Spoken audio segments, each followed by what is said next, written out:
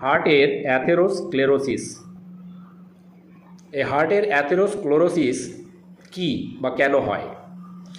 দেখুন, যখন আমাদের হার্টের আর্টারিগুলোতে ক্যালসিয়াম, কোলেস্টেরল, চর্বি এবং অন্যান্য বর্জ্য পদার্থগুলো জমে যায়, তখন হার্টের যে আর্টারিগুলো বা ধমনীগুলো নমনীয়তা হারিয়ে ফেলে, শক্ত হয়ে যায় এবং সরু হয়ে যায়, যার ফলে হার্টে অক্সিজেনযুক্ত রক্ত প্রবেশে বাধা পায় এবং এই পরিস্থিতিতে হার্ট ফেলিওর হওয়ার একটা ঝুঁকি বেড়ে যায়।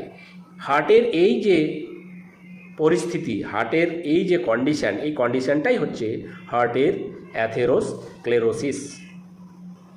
কি কারণে এটা হয়?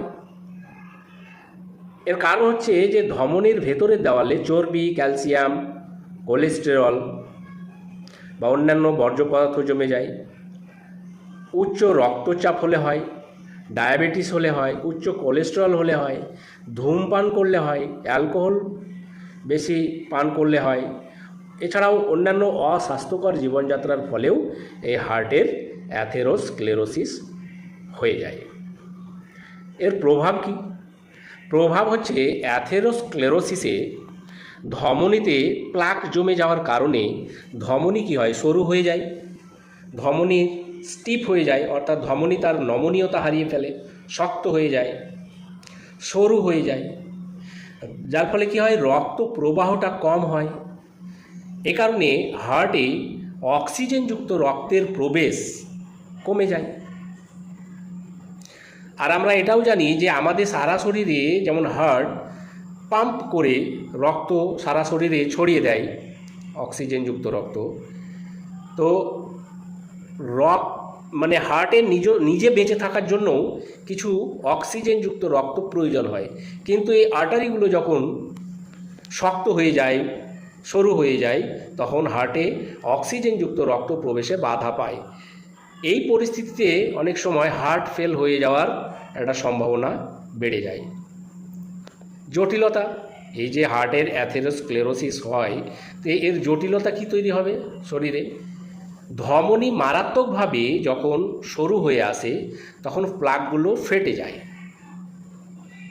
ধমনী যখন মারাত্মকভাবে সরু হয়ে যায়, তখন কি হয়? রক্ত প্রবাহ একদম বাধা হয়ে যায়, তখন কি হয়? ধমনীগুলো ফেটে যায়, প্লাকগুলো ফেটে যায়, প্লাকগুলো ফেটে গিয়ে ধমনীর মধ্যেই রক্ত জমাট বেঁধে যায় এবং এর ফলে হার্ট ফেলিওর হয়ে যায়। লক্ষণগুলো কি? হার্টের অ্যাথেরোস্ক্লেরোসিসের প্রাথমিকভাবে লক্ষণ খুব একটা পাওয়া যায় না, তবে রোগ যখন বেড়ে যায় তখন কি হয়? বুকে ব্যথা হয়, শ্বাসকষ্ট হয়, তারপরে হচ্ছে অন্যান্য উপসর্গও থাকে। শরীর প্রচণ্ড ঘামতে পারে, শ্বাসকষ্ট হতে পারে, বুকে ব্যথা হতে পারে, এই সমস্ত উপসর্গগুলো দেখা যায়। এবার প্রতিকারটা কি?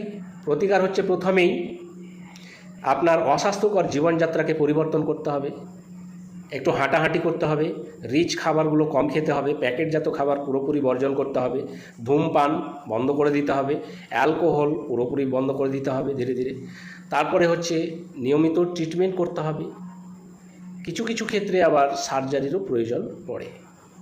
তো আশা করছি হার্টের অ্যাথেরোস্ক্লেরোসিস কি, কেন হয়, জটিলতা কি, কারণ কি, প্রতিকার কি, লক্ষণ কি, এই সমস্ত নিয়ে একটা স্বচ্ছ ধারণা দেওয়ার চেষ্টা করলাম। আশা করছি আপনাদের এই ভিডিওটি থেকে কিছুটা ধারণা আপনারা পেয়ে যাবেন।